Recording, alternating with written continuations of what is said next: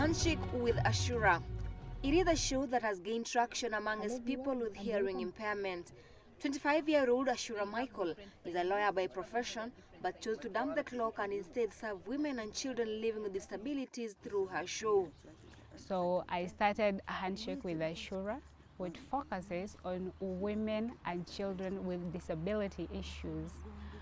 And also it's going to impact many, and also law and policies. It's very good. But through my show, I make the deaf persons understand how this place we can go and get something, and at that opportunity we achieve it. Growing up, Ashura never enjoyed watching TV since there was no interpretation. The girl who was born with hearing impairments hence spent most of her time playing with her friends and lost touch with TV life. Local channels in the country have adopted the sign language interpreter culture and requirement by Communications Authority. However, this is not enough. And that small box that which the media houses are using, it's not good. It's impossible to access the information.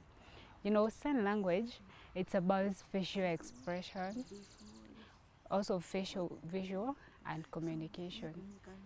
If I cannot access information through a face expression, that means I cannot understand even the emotions when person who has become angry or what. So means I cannot access to the interpreter nicely. Ashura's sentiments are echoed by Caxton Osozie, a TV producer.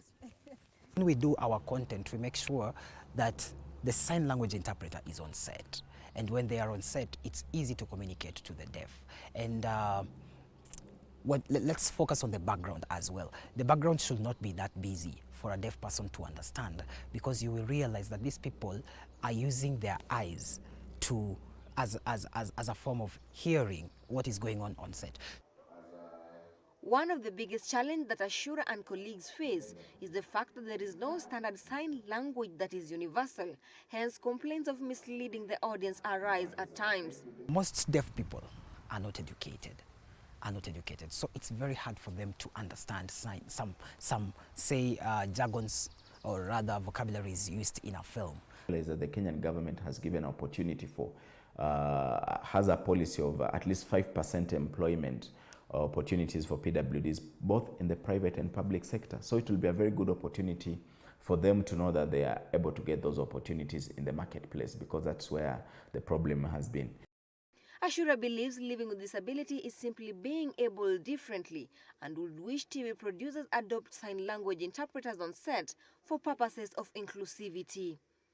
Dana Rose, Switch TV.